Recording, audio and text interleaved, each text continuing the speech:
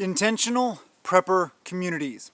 Hey everybody, this is Michael with Asymmetrical Preparedness.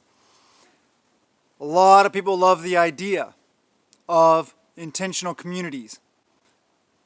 Old word, communes, comes to mind. What else comes to mind? Control over others, socialism, things like that. So what's my take on intentional prepper communities? I think it is a wonderful idea, an awesome idea, if executed properly. I would love the idea of moving somewhere and into an intentional community. I wouldn't mind shared labor, that's no problem there. That's like helping each other out anyway. That's like if you have a mutual assistance group, what do? You help them out. No problem there. What's another positive? As soon as you move in, bam, there's your mutual assistance group already in place. Security and defensive stuff, check. A lot of those kind of places got that going on. If you want to learn more about security and defensive stuff, I talk about that on Patreon, links in the description below, $1 a month, hundreds of videos, well worth it. But anyway, we don't talk about that here. What are some other positives? Usually it's low population density, check.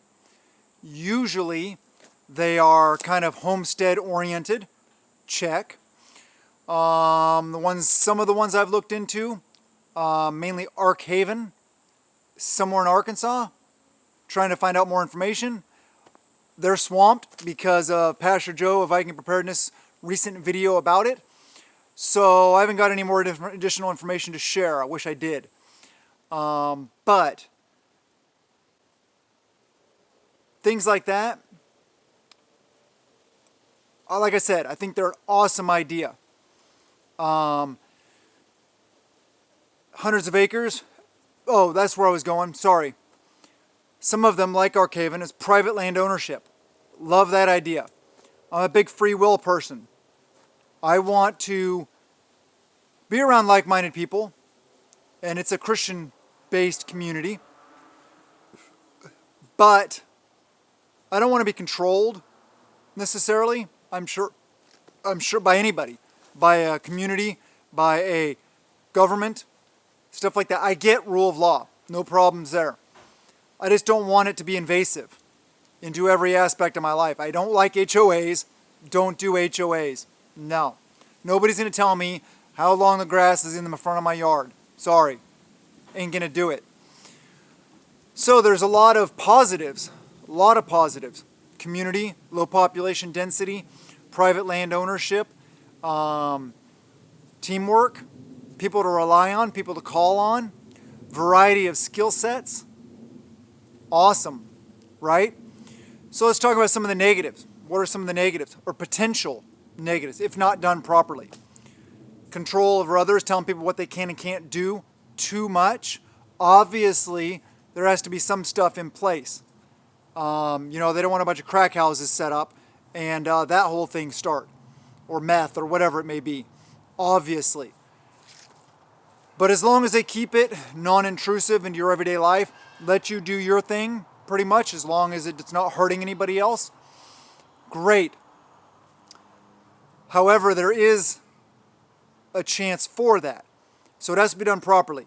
You got to set up like a council where every family would have a representative there voting. And no one person has more vote than the others. I don't think that would be right. And then it has to be consensus, or some things have to be unanimous.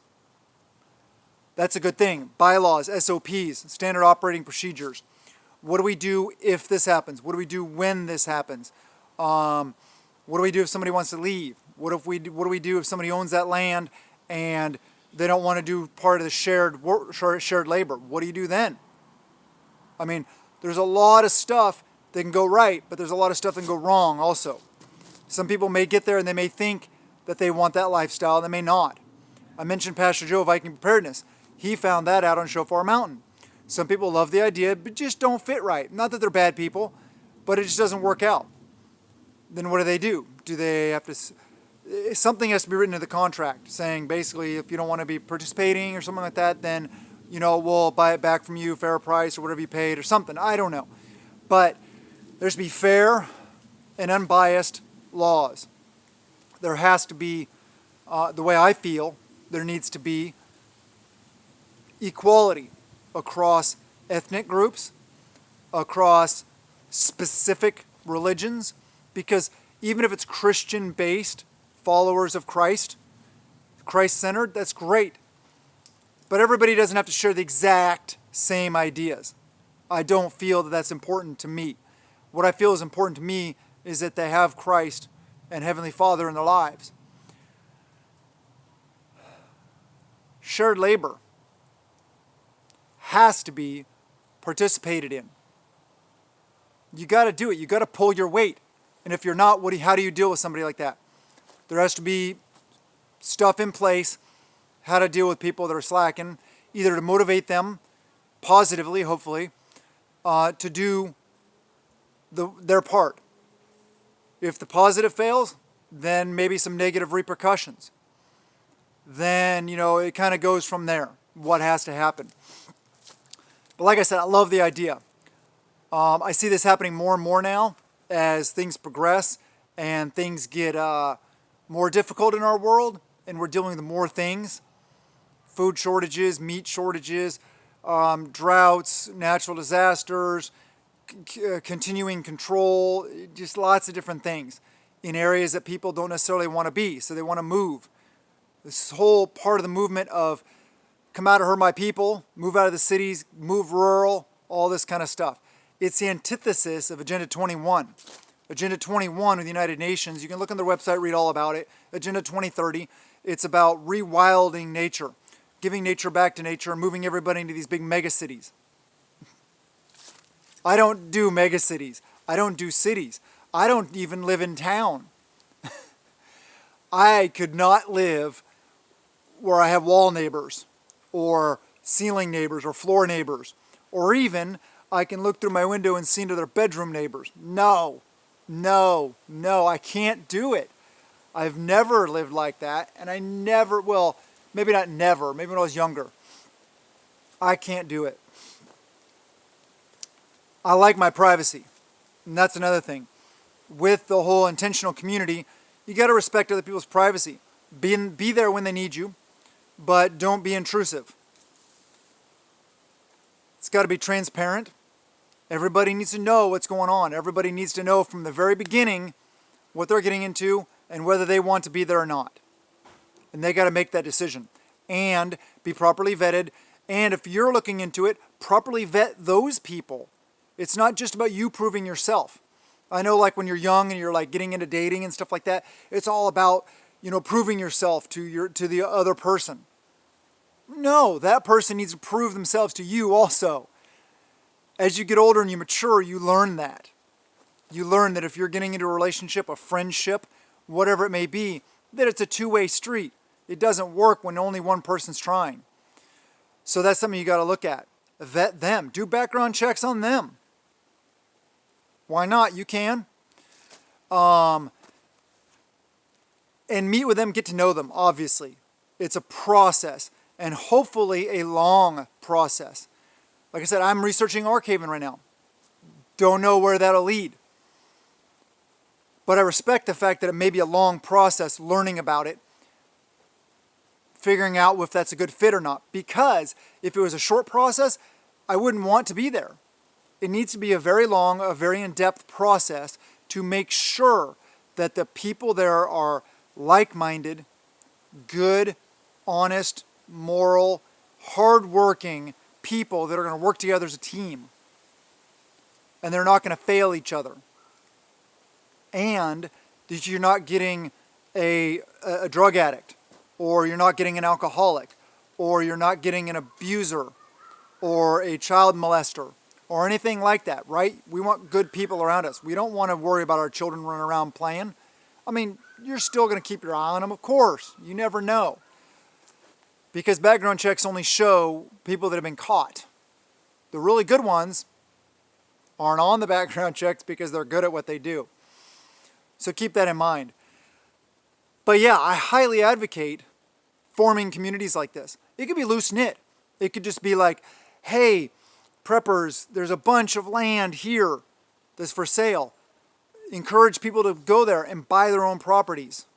Completely like really loose-knit. You can have a really loose-knit organization, or you can have a tight-knit organization where it's more like a commune and you have structure and more regulations and more control. And that's fine if you want to be involved with that. Also be wary of the whole cult thing. I hate that term. So many faiths have been called a cult over the years that are, by and large, good people. There are, however, dangerous situations out there that you need to be aware of, that you don't want to get involved in maybe. Maybe you do. I don't know. I highly advocate forming communities. You can do that via a mutual assistance group. Your community around you, your neighborhood maybe, or moving to an intentional community. While we're talking about that, where are some good areas where I think an intentional community would work really well and where I think it would be a good place to have one? I'll just name off the top of my head. And I know there's a lot of other good places. There's good places in every state. That's my caveat. There are really good places in every state. But these are the states that I've done research on and I've thought a lot about and I've talked about and I've blah, blah, blah, blah, blah. Oklahoma, Arkansas, Missouri, Tennessee, Kentucky, Idaho, Utah, Montana, Wyoming. Let me figure out one more. Texas. Let's just throw them in to make 10. There you go. And like I said, there are a lot of other good states. They have their pluses, they have their negatives. They have more availability for water, less availability for water. More availability for foraging and food, longer growing seasons, shorter growing seasons. More freedoms, less freedoms. There's pluses and minuses about everything. But I highly advocate moving out of the cities. That's one of the biggest things. Just get out of the cities. Move rural. But don't carry that city mindset with you. I'm moving. First of all, I don't have the Seattle mindset. I don't live anywhere near Seattle. I don't have the Washington mindset. I don't have the West Coast mindset. Up here and here, I belong where I'm going. I know that. I know I'll fit in. I'm a good working, hard working person with good morals. And yeah, my head's on straight. So I know that I'll fit in there. I don't carry any BS baggage with me. And if you do it, make sure you don't either. Prep a little every day. Remember, prepping is living insurance. Thank you guys for being here. Thank you for all the support. You guys are awesome. You rock. Keep doing the things. Have a wonderful day and blessings to you and yours.